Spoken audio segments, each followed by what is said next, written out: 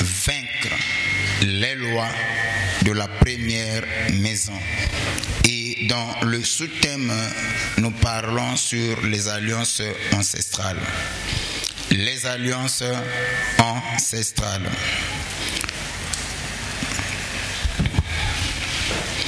Alors, nous avons expliqué que pour que nous à comprendre les alliances ancestrales, il est question d'abord de comprendre qu'est-ce que c'est l'alliance. L'alliance, c'est pacte. Quand on parle de l'alliance, il y a les pactes au moyen duquel les personnes ou des sociétés unissent leurs intérêts. Bazaliko sangisa ba intérêt na bango, et non seulement ils unissent leurs intérêts, ils vont encore plus loin. Bazaliko spéculer les conditions de leurs activités communes. Et en d'autres termes, on parle de l'alliance comme étant un accord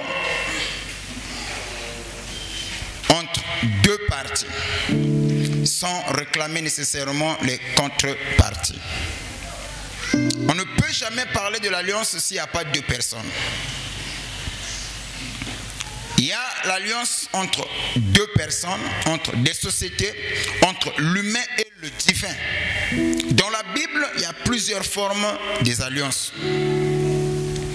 Alors, hier, par la grâce de Dieu, nous avons parlé sur le livre de Proverbes, chapitre 17, le verset 13, si j'ai une bonne mémoire.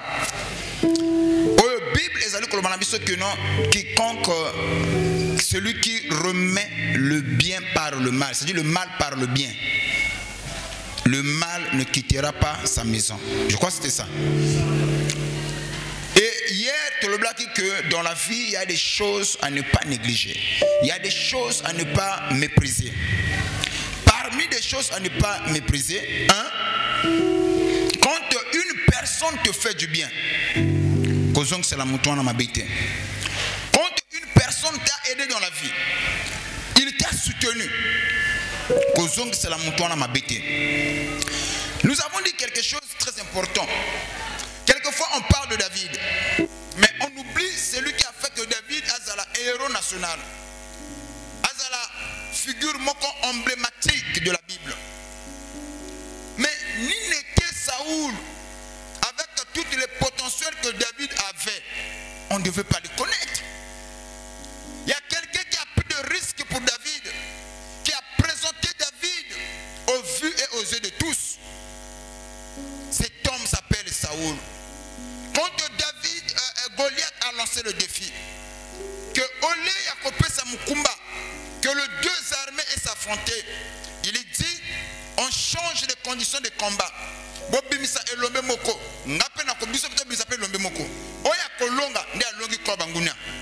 Mais vous pensez que c'était facile pour Saoul d'accepter un enfant qui n'est pas expérimenté à qui ne représenter une nation?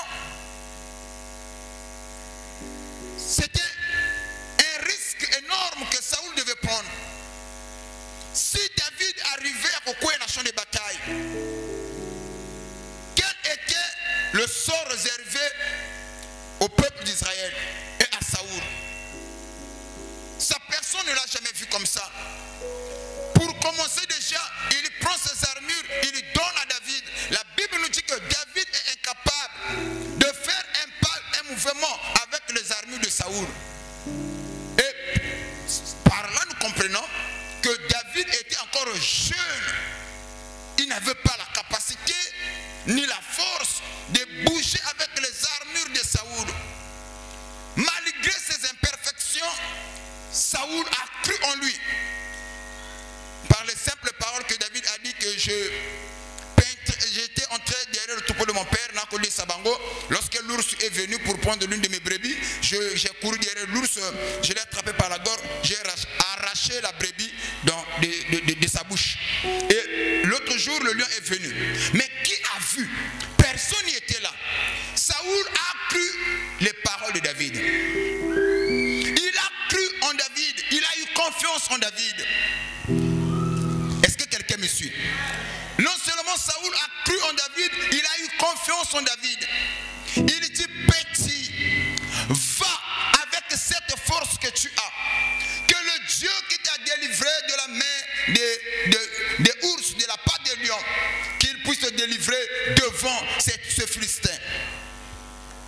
David n'a jamais oublié le bienfait que Saoul lui avait fait.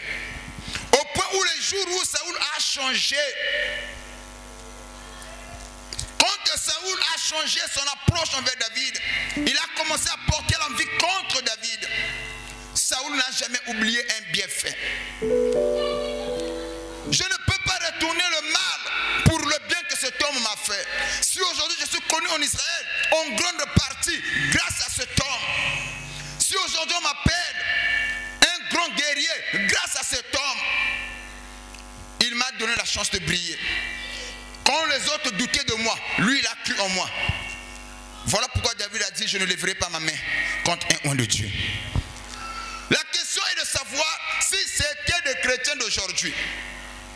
On pense qu'il devait déjà dire que c'est Saoul qui a commencé. Là, je ne me retiens plus. Et je ne suis plus redevable envers Saoul. Tout le bien qu'il m'avait fait, je l'oublie déjà.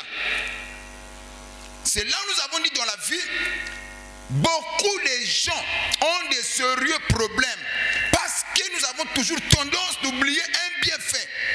Mais l'homme aussi a la facilité de retenir le mal qu'on lui a fait et d'oublier un bienfait qu'on lui aurait fait.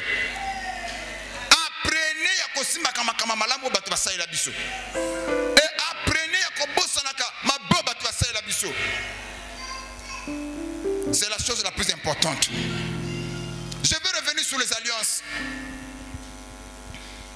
Aujourd'hui, nous avons formé une génération de chrétiens ingrats. Combien de divisions dans les églises à cause des gens ingrats? Combien de séparations à cause des gens ingrats? Proverbe 17 et 13. Ça fait partie de la sagesse de la vie. Proverbe 17, le verset 13. Proverbe chapitre 17, le verset 13, lisons au nom de Jésus. De celui qui rend le mal pour le bien. Celui qui rend le mal pour le bien. Le mal ne quittera point la maison. Écoutez, la Bible est claire et dit que le mal ne quittera point sa maison. Celui qui rend le mal pour le bien. Bien-aimé, toutes les fois que tu lèveras ta main contre quelqu'un qui t'aurait fait du bien, le bien qu'il t'avait fait, et qu'on gagne le corona. Toutes les fois, comme ennemi, toutes les fois, on peut comploter contre une personne qui t'a aidé, qui t'a soutenu dans les moments difficiles. Le bien qu'il t'avait fait, et qu'on gagne en sa faveur. C'est très important. Voilà pourquoi je conseillerais l'Église de ne pas agir de la sorte. N'oubliez pas les faibles commencements. C'est comme ça, lorsque David apprend que Saoul veut ta tête, il a mis un prix à ta tête, il dit que non, ce n'est pas à moi de le trahir. Le bang amen. Maintenant, moi je me pose la question, quel est le Saint-Esprit que nous avons aujourd'hui? Au point où on se rebelle facilement, on oublie un bienfait. Les relations sont brisées, les familles sont divisées à cause des gens qui ne savent pas être la reconnaissance. Nous sommes dans le livre d'Ecclésiaste chapitre 5, le verset 1 à 5. Ne vous en faites pas trop côté dans mon Ecclésiaste chapitre 5, le verset 1 à 5. Ne te presse pas d'ouvrir la bouche. La Bible dit ne te presse pas d'ouvrir la bouche. Ne te presse pas d'ouvrir ta bouche. Et que ton cœur ne se hâte pas d'exprimer une parole devant Dieu. Que ton cœur ne se hâte pas d'exprimer une parole devant ton Dieu. Car Dieu est au ciel. Car Dieu est au ciel. Et toi sur la terre. Et toi sur la terre. Que tes paroles soient donc peu nombreuses. Et la Bible dit que tes paroles soient peu nombreuses. Car si les songes naissent de la multitude des occupations, la voix de l'insensé se fait entendre dans la multitude des paroles. Oui. Lorsque tu as fait un vœu à Dieu, ne tarde pas à l'accomplir, car il n'aime pas les insensés. Écoutez, il dit, lorsque tu as fait un vœu à l'Éternel, l'Éternel, ne tarde pas de l'accomplir, car Dieu n'aime pas les insensés. Oui. Accomplis le vœu que tu as fait. Accomplis le vœu que tu as fait. Mieux vaut pour toi ne point faire Mieux de vœu vaut pour toi de ne point faire de vœu que d'en faire un que d'en faire un et de ne pas l'accomplir. et de ne pas l'accomplir. Ok? Il y a des gens qui se pressent à ouvrir la bouche. Ah Seigneur, si tu me bénis, je ferai ceci. Ah Seigneur, si tu m'accordes ceci, moi, je ferai ceci pour toi. Tu as promis, tu as fait un vœu, avec serment bien sûr. Une fois Dieu te visite, tu oublies le vœu que tu avais fait. La Bible dit, Dieu n'aime pas les insensés. Quand tu as fait un vœu à l'Éternel, ne tarde pas d'accomplir ce qui est sorti de ta bouche.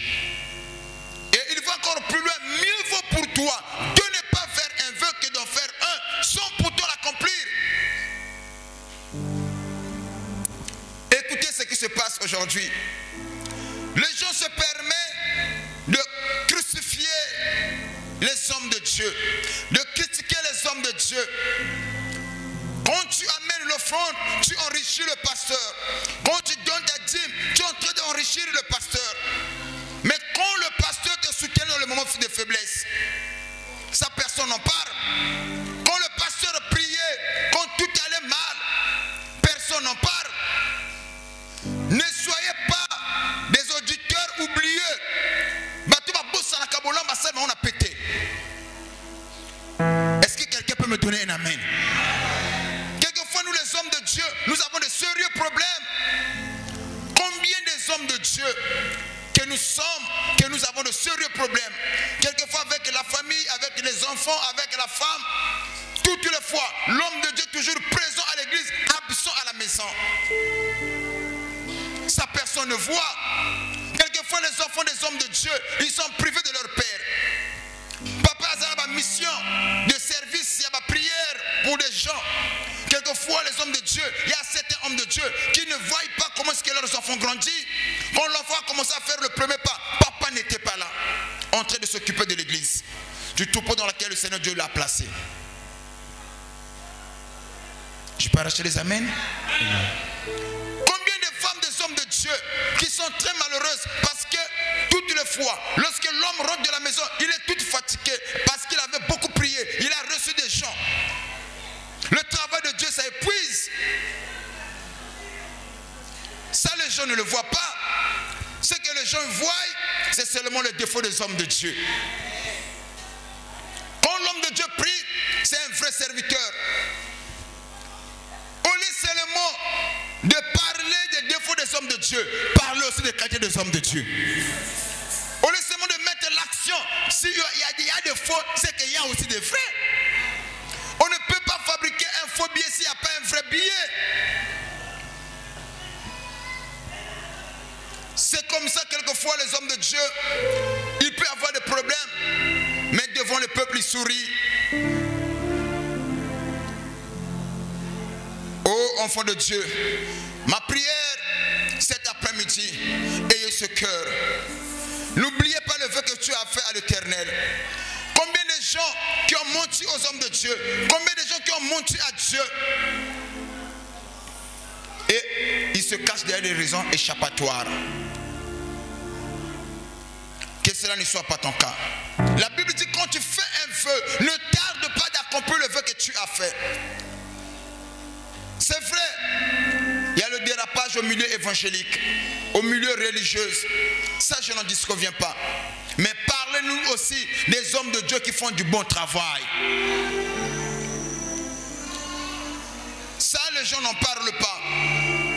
Quelquefois, à cause d'un seul serviteur, les gens sont là à dire que voilà, il y a un autre église,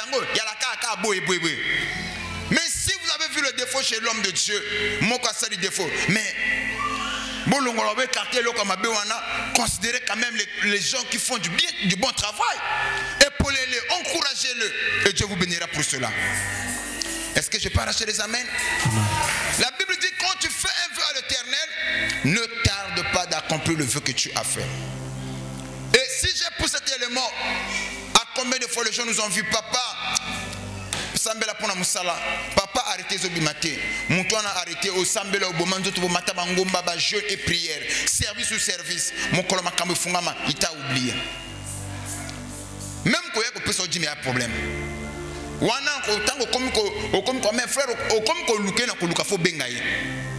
de gens qui ont monté les hommes de Dieu? Là c'est normal. Ils avaient promis, ils ont fait un vœu à l'Éternel. Combien de gens sont venus, papa, je fais ma parcelle, mon coloco tekama, j'apporterai ma dîme. Le pango tekama, a comme la calcul moussou. Ça les gens n'en parlent pas. Voilà les éléments qui peuvent détruire l'homme. Soyez des chrétiens honnêtes et Dieu vous bénira pour cela. Amen. Je n'entends pas ton amen. Amen. Soyez des chrétiens honnêtes. De nos jours, l'église est remplie des agnagna et des saphira. Des gens qui peuvent mentir à Dieu sans aucune crainte. Voilà pourquoi ne rendez pas le mal pour le bien. L'homme de Dieu t'a soutenu dans le moment de faiblesse. Quand Dieu te visite, n'oublie pas l'église. Yes. Je n'en peux un amen. Amen. Alors, bien-aimé dans le Seigneur, ma prière cet après-midi, je suis en train de marteler, d'insister là-dessus pour dire à l'église, le temps est arrivé que nous soyons des chrétiens honnêtes. Que nous soyons des chrétiens justes, droits et corrects. Le bien mal acquis ne profite à personne. Moutoua yebaka ko reconnaître bolamu basali la ye akindeki toujours le bosso. Ne sois pas moutoua azali ko bossa na bolamu na pété. C'est ainsi que vous allez remarquer une chose. Quand tu as une grande destinée, Dieu ne permettra pas que Batoua Sungayo. Tu sais pourquoi Dieu ne permettra pas? Parce que Dieu ne veut pas que tu sois redevable à ces gens-là. De peur que mon colloque fanda, et Dieu quelquefois il a commis à endurcir parce que tu as une grande destinée. Maintenant, quand on te rend des services, n'oublie pas les gens qui t'ont soutenu. Soyez reconnaissants dans la vie. Le Todo Sambela, les gens voient que le mal. Mais l'église t'a soutenu. Il y a eu des sœurs qui t'ont soutenu dans le moment de faiblesse. Pourquoi s'accrocher sur des choses inutiles, des choses du néant, des choses qui ne bénissent pas, au lieu de s'accrocher sur les choses qui nous bénissent? Je vais encore plus loin. Pourquoi il y a des divisions au milieu de l'église? Même au moment où je parle, il y a des gens, ceux qui viennent de connaître, ils parlent toujours en mal. Laissez-moi vous dire ça comme ça. Parler c'est permis. Quand il faut parler pour ton frère, pour ta soeur, tu dois parler en bien. Si tu n'as pas quelque chose de bien de dire à propos de ton frère, dans ce cas, ne parle pas. Tais-toi, tue-toi. La question que peut s'en amen. Quand tu veux parler pour ton frère, pour ta soeur, tu dois parler en bien. Utilise les paroles d'une manière positive. Quels sont les gens au Bassari que l'église de Selangala? Ce sont nous les croyants. Des gens qui ne fréquentent pas l'église, qui ne viennent pas à l'église, ils vont défaut à l'église. Ce sont les croyants qui prient dans cette église.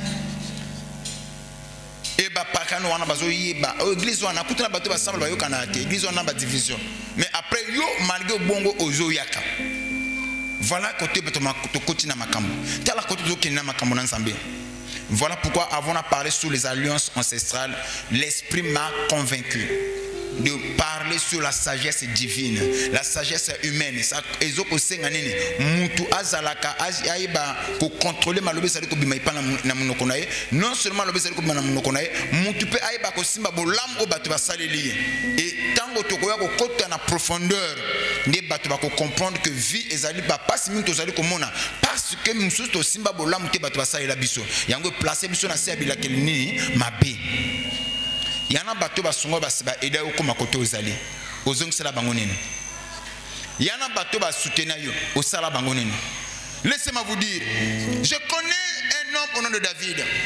David, il était rien Jonathan, il fut un prince à cette époque, mais il a cru en David. Et il a fait alliance avec David.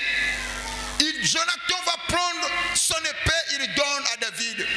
Vous savez, Jonathan en tant que guerrier, ce qui fait sa protection, c'est son épée, bien sûr. Vous le comprenez? Donc, l'épée de Jonathan est liée à la guerrier. Et avec l'épée, Jonathan pouvait se défendre quand il est attaqué. Il y a l'armure naïe. Et quand il fait alliance avec David, il prend son épée, il donne à David. En d'autres termes, il dit à David, maintenant que j'ai fait alliance avec toi, ma vie dépend de toi. Si tu veux me tuer, tue-moi. Si tu veux me trahir, trahis-moi. Mais devant toi, je suis sans défense. L'ennemi le plus dangereux, c'est un ami qui change en ennemi. Il y a des gens qui nous combattent, qui ne savent pas où appuyer. Il y a des gens qui nous aiment, mais qui ne savent pas comment nous faire du mal. Mais lorsque un ami change en ennemi, il te connaît, il sait là où il faut appuyer. Et comment te faire du mal, là il sait quand même. Il sait comment te rendre mal à l'aise. Voilà l'ennemi le plus dangereux. Ah, Nazoka Penzamen Naote. L'ennemi le plus dangereux, c'est un ami qui change en ennemi. Un ami qui change en ennemi. L'homme avec qui tu étais en paix. La personne avec qui avait ta confiance. Mais lorsque le jour qu'il lèvera le talon contre toi, c'est l'ennemi le plus dangereux. Parce qu'il y a honte va sortir. Il y a habitude, il y a faiblesse, il y a qualité. Il sait là où il peut appuyer. C'est comme ça Jonathan va dire à David, je te donne mon épée. L'autre manière, il y a une manière à collaborer que devant toi, je suis sans défense. Et je te remets ma vie entre tes mains. Je bénis le Seigneur parce qu'il avait choisi une bonne personne au nom de David. David avait le Saint-Esprit. David était quelqu'un qui savait reconnaître un bienfait. Quelques années plus tard, Jonathan trouve la mort. Son enfant Mephibosheth percute de 2 pieds. Mais David n'a jamais oublié ce que David lui avait fait. Quand David va s'asseoir sur le trône, Makambo komi malam, abandi ko pema, abandi pe ko babandi ko benge le roi, vie éternellement. David rentre en lui-même. Il va se dire, il va se poser une simple question. Aujourd'hui, les gens m'appellent roi. Mais pour que moi je sois là, est-ce qu'il n'y a pas des gens qui m'ont aidé pour que je sois là? Mais combien même c'est la volonté parfaite du Seigneur que nous allons. Mais il y a des gens que Dieu a utilisés qui ont facilité cet accomplissement que nous avons. C'est comme ça que Abandi côté dans le répertoire, parmi ces gens, Jonathan en fait partie. Et il va poser la question, reste-t-il une personne dans la maison de Saoul afin que moi David, que je puisse lui faire du bien à cause de Jonathan, quelqu'un qui m'avait fait du bien. Je pose la question, aujourd'hui tu travailles, aujourd'hui vous allez chef, aujourd'hui vous allez mon conduit, les autres aussi m'embongent, mais avant comme un abissikana, est-ce qu'il n'y a pas des gens que Dieu a utilisés pour que vous comme un abissikana aux alouana? Au son que ça batangonini, ton amen n'arrive pas. Ton amen n'arrive pas. La reconnaissance est très importante.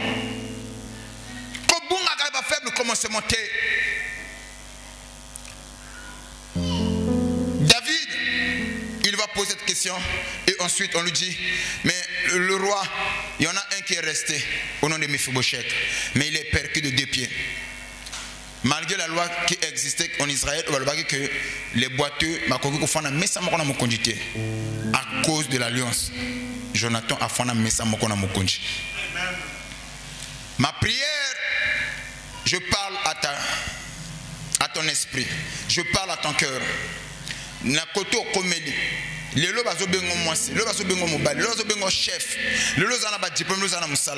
pas de gens qui t'ont aidé comme on a commis.